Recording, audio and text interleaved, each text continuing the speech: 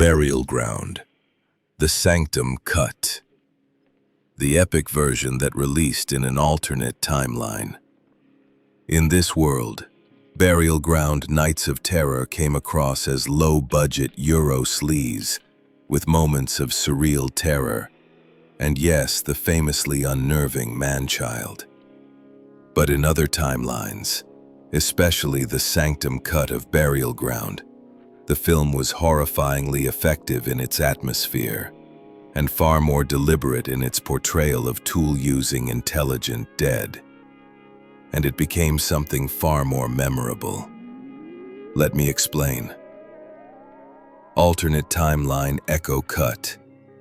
Burial Ground, the Sanctum Cut.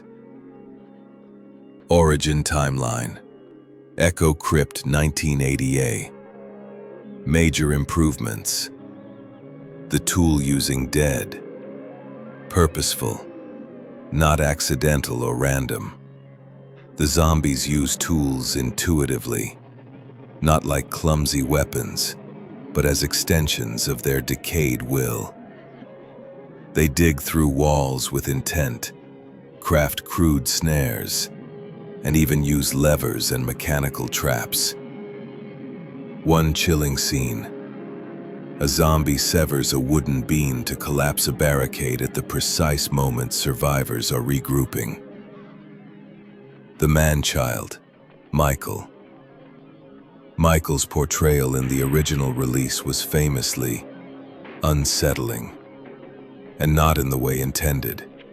Vault records confirm his character was originally conceived as a haunted, mythic child seer. Studio interference and a last-minute recast turned him into something grotesquely different. In the Sanctum Cut, that lost vision is finally restored. In this timeline, Michael's character is given full mythic weight. He is presented not as an inexplicable oddity, but as an oracle of the dead. Earlier in the film, he exhibits precognition, whispering lines like, "The earth remembers, and so will you." His death scene is altered. As he dies, he smiles eerily and mutters, "Mother, they are here." His presence acts as a signal of generational curse, not just shock value. Atmosphere. The Sanctum Cut leans heavily into dreadful quiet. Long static shots of empty courtyards. Wind whistling through bone-chime structures made by the dead. Less chaotic gore, more ritualistic inevitability. Soundtrack. Retained goblin-inspired sounds but layered with low, throbbing industrial ambience. Distant echoing chants, almost funeral dirges, underscore scenes of carnage. Ending. Instead of abrupt doom, the Sanctum Cut ends on a chilling, symbolic tableau. Survivors flee into the woods, but as they look back, they see the ruins of the villa covered in vines, the bodies of the dead standing motionless, faces turned to the sky as if waiting. Final line from a whispered narrator. The earth reclaims what we borrow. The dead do not sleep. They remember. Resulting impact in that timeline. Regarded as a masterpiece of folk zombie horror. Credited as inspiration for later, more intelligent undead portrayals, like in Land of the Dead and even The Last of Us style media. The intelligent dead became a subgenre of its own, exploring themes of collective memory, ritualistic return, the dead as recorders of human sin. Fans in that timeline often say Burial Ground taught us, the dead don't forget, they learn. Burial Ground, the Sanctum Cut, 1981, alternate timeline echo reconstruction. Directed by Andrea Bianchi. Final Echo Cut runtime, 91 minutes. The Echo World Sanctum Cut runs 91 minutes compared to the familiar 85-minute cut we got in this timeline. What accounts for the difference? It is not filler. It is rich, critical, mythic material. The connective tissue that in this world was never filmed or was shot and lost. Here's the breakdown of the additional 6 minutes in the Sanctum Cut. Breakdown of extended material. Echo timeline. Burial ground. Sanctum Cut. Plus 1.5 minutes. Preacher's arrival and oracle foreshadowing. A brief opening prologue shows the preacher quietly passing through the village as Michael watches from a high window. He mutters, "The ground stirs before the storm." Plus 1.25 minutes.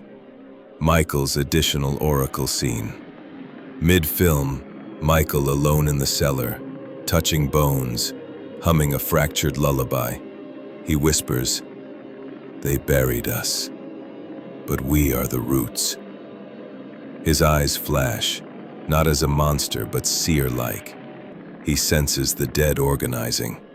Plus 1.75 minutes. Dead tool use expansion.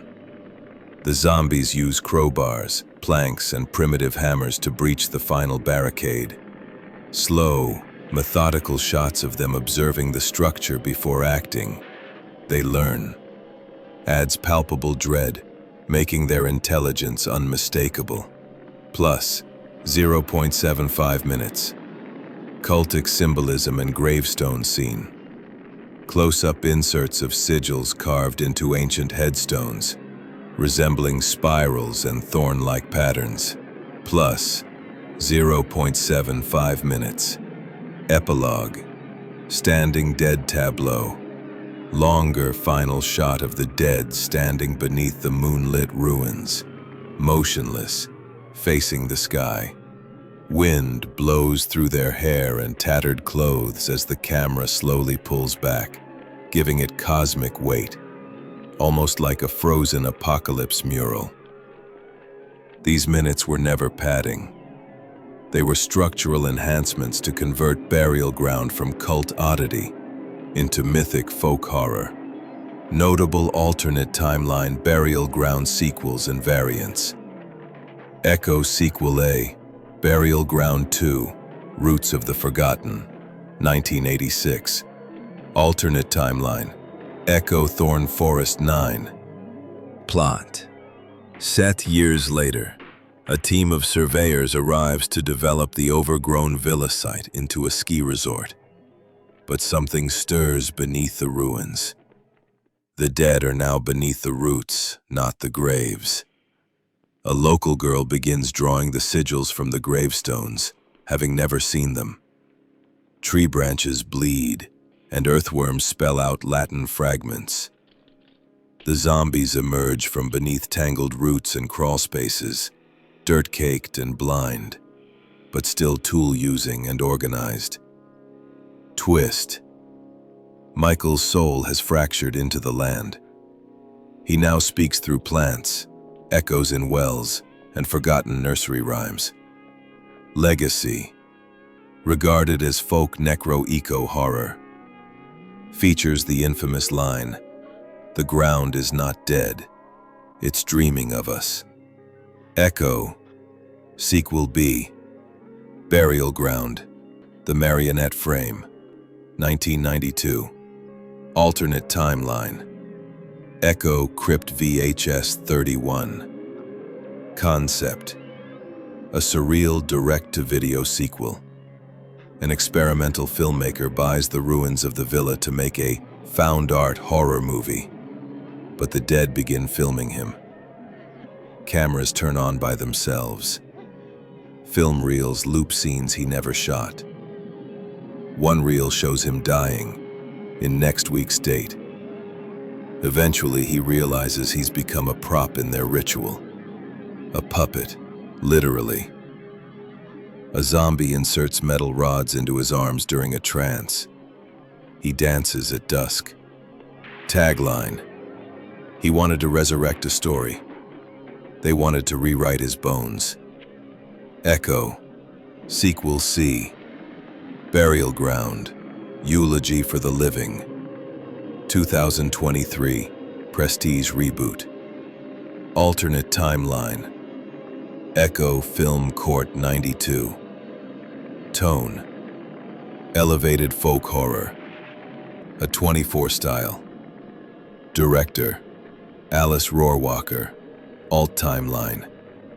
Stars, Tilda Swinton as dual roles, the last caretaker of the villa and the spirit of the land.